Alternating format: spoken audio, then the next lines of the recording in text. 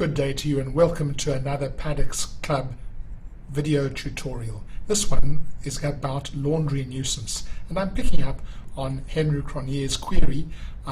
He spoke in the discussion forum of an EUA garage that is being used by the developer as a commercial laundry, catering to the scheme's residents. Apparently over 100 of the residents in the scheme, almost all of them, use this laundry.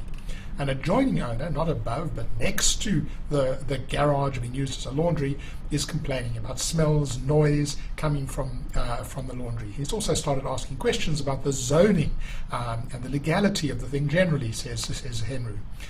There are issues of noise and smell as well as vibrations from the machines. All of these are discernible from within this man's apartment, and he's one of the few that actually lives there as opposed to letting them out to tenants, which Henry suggests is probably the reason that he's cutting up rough about these things.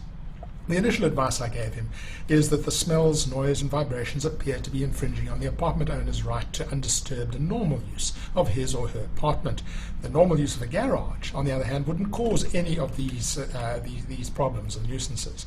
The laundry appears to be operated in breach of the town planning scheme and perhaps other laws such as the National Building Regulations, and the owner who is complaining is entitled to have it stopped.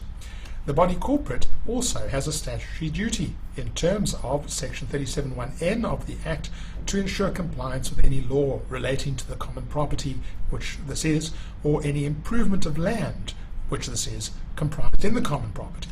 So the body corporate is on the hook also.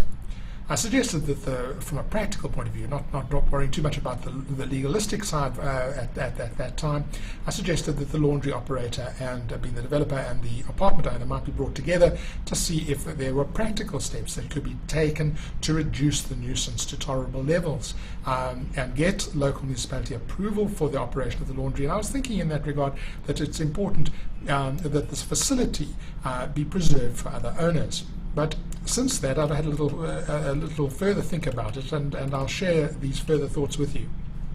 It's possible, perhaps even likely, that the parties won't be able to agree what steps should be taken to mitigate the noise, or that even once they're taken, they might not be satisfactory. It's difficult to completely insulate a next-door neighbour from this type of operation. But there is no doubt that there's a social utility to this laundry facility. It's not unusual in schemes for the kitchens to be built in such a way that there simply is no room for both a washing machine and a dryer, which is necessary for a modern apartment ownership. And so these people need the facility, and clearly they're happy to pay a commercial rate for it.